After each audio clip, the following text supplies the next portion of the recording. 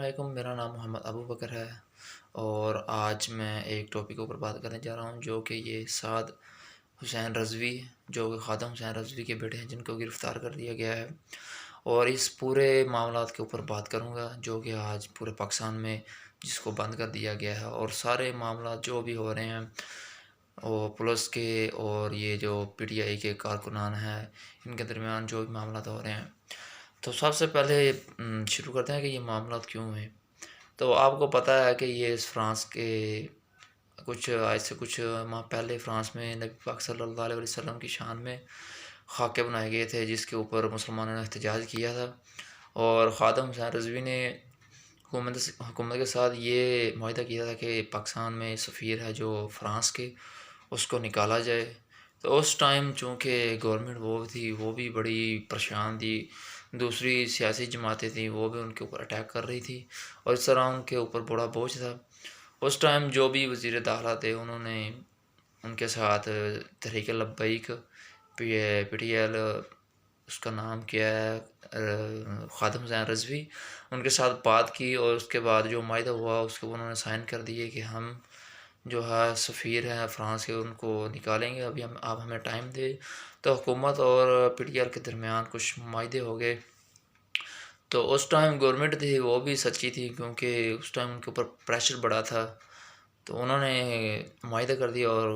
ان سے ٹائم لے لیا پی ٹی آر سے، پاکستان تحریک لبیک۔ اب بات کیا کریں، جو تحریک لبیک یہ بھی سچی ہے، ان کے پاس معاہدہ ہے، اب یہ بھی احتجاج کر رہے ہیں۔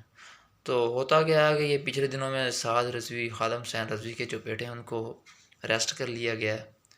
اریسٹ کیوں کیا گیا کہ یہ گورنمنٹ تھی جنہوں نے معاہدہ کیا تھا۔ اب یہ پی ٹی ایل والے بھی سچے ہیں، ان کے پاس معاہدہ ہے، تو یہ معاہدے کے اوپر وہ گورنمنٹ کو ڈیڈ لائن دیتے جا رہے تھے۔ اب جو گورنمنٹ وہ کیا کرتی ہے، وہ ٹائم پہ ٹائم لیتے جا رہی ہے۔ اب پی ٹی ایل والوں نے کیا کیا کہ گورنمنٹ تو ابھی ہمیں کوئی ہاتھ پاؤں نہیں پڑا، ہمارے قابو نہیں آ رہی، تو یہ پچھلے دنوں میں سعد حسین رضوی نے ڈیڈ لائن دی کہ اگر آپ فرانس کے سفیر کو نہیں نکالتے تو ہم اس کے اوپر احتجاج شروع کر دیں گے۔ تو اس کے اوپر گورنمنٹ نے ریئیکشن لیا اور اس طرح سعد حسین رضوی کو اریسٹ کر لیا، اور جو پی ٹی آئی کے کارکنان ہیں انہوں کو جب پتہ چلا تو وہ شدید ریئیکشن میں آ گئے۔ اس طرح پی ٹی ایل کے جو کارکنان ہیں انہوں نے تشدد کیا پولیس کے اوپر، اور اس طرح سننے میں آ رہا ہے کہ پولیس نے بھی تشدد کیا ہے۔ اس طرح دونوں پارٹیز کے جو بھی بندے ہیں، پولیس کے ہیں یا کوئی پی ٹی ایل کے کارکنان ہیں، ان کے اوپر لاٹھی چارج ہوا ہے۔ دونوں پارٹی پولیس اور اس طرح گورنمنٹ مینس کے جو ابھی لوگوں کو پروٹیسٹ کر رہی تھی ان کو روک رہی تھی، ان کے اوپر بھی یہ مزاحمت ہوئی ہے۔ جیسے کہ پولیس کے سننے میں آ رہا ہے کہ بندے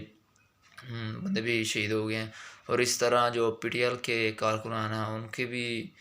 خبر سننے میں آ رہی ہے کہ ان کی کافی مواد ہوئی، ان کو بھی شہید کیا گیا ہے۔ تو یہ دونوں پارٹیز کی طرف سے معاملات چل رہے ہیں، اور اب جو گورنمنٹ ہے وہ کہہ رہی ہے کہ اگر ہم سفیر کو پاکستان سے نکالتے ہیں تو اس طرح ہمارے فیوچر میں ہمیں بہت سے نقصانات ہو سکتے ہیں۔ تو اس ٹائم گورنمنٹ نے معاہدہ جو پہلے کر لیا لیکن سوچا نہیں کہ معاہدے کے بعد کیا ہوا، لیکن اب انہوں نے سوچا ہے۔ اب آپ کو بتاتا چلوں کہ یورپی یونین جو کہ فرانس جس میں شامل ہے، یورپی یونین میں کوئی 57 کے مینس کے کوئی ممالک شامل ہیں، جس میں سارے ممالک شامل ہیں۔ اب ہر ممالک میں جیسے کہ جرمنی، فرانس، روس، رشیا، یہ جو بھی یورپی یونین میں کنٹریز آتی ہیں، اور اب ہر کنٹریز میں مسلمان رہتے ہیں، کسی میں 10,000، 20,000، 25,000، 40,000۔ تو اب وہ اگر پاکستان کے سفیر کو نکالتے ہیں تو اب وہ جو کہہ رہے ہیں، سننے میں آ رہا ہے گورنمنٹ کہہ رہی ہے کہ وہ جاتے جاتے کئی اور کنٹریز کے سفیر کو بھی نہ لے جائیں، کیونکہ یورپی یونین میں یہ ہے کہ اگر کسی ایک کنٹری کے کلیش کسی دوسری کنٹری کے ساتھ ہے نا، تو وہ ساری کنٹری اس کے مخالف جائیں گی، کیونکہ یورپی یونین میں جو یہ ایک تنظیم بنائی گئی تھی یورپی یونین، اس میں ان کا ایک ایجنڈا یہ ہے کہ اگر یورپی یونین میں جو بھی ممالک شامل ہیں، اگر ان میں سے کسی ایک کو بھی اگر کوئی مسئلہ ہے تو سارے اس کے ساتھ ہوں گے۔ تو اس طرح جو پاکستان کے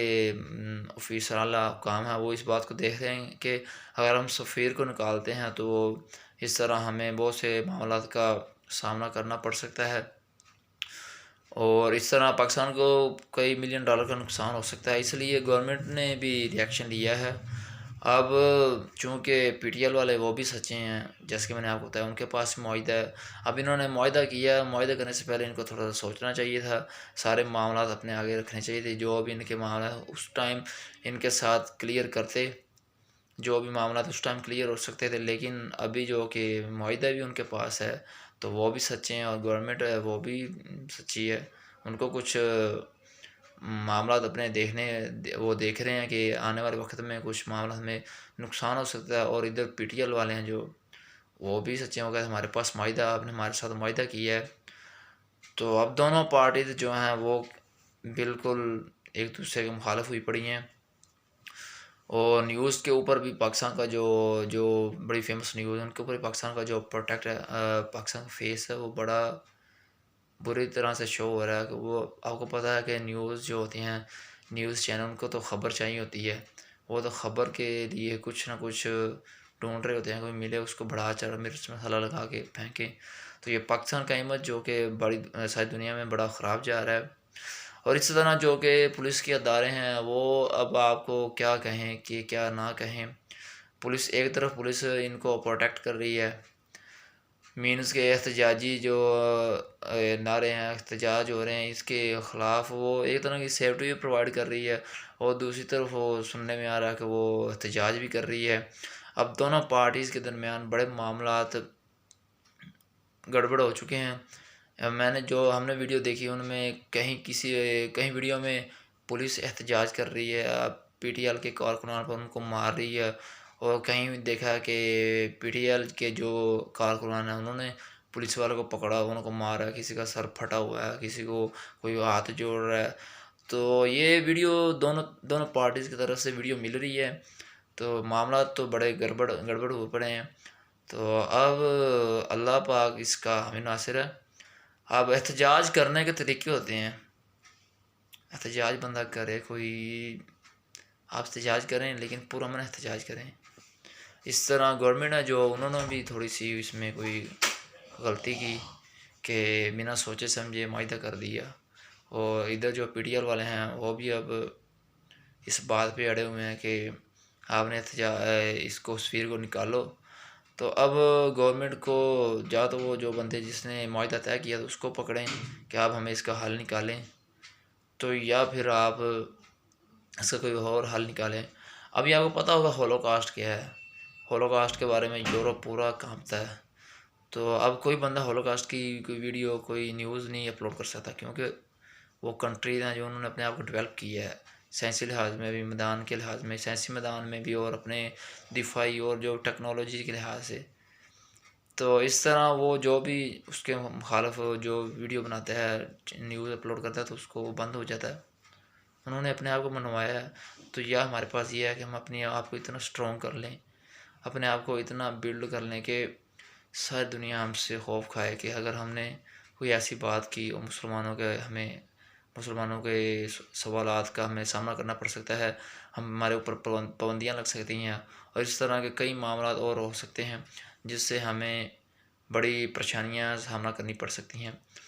تو احتجاج کریں لیکن پرامن طریقے سے کریں۔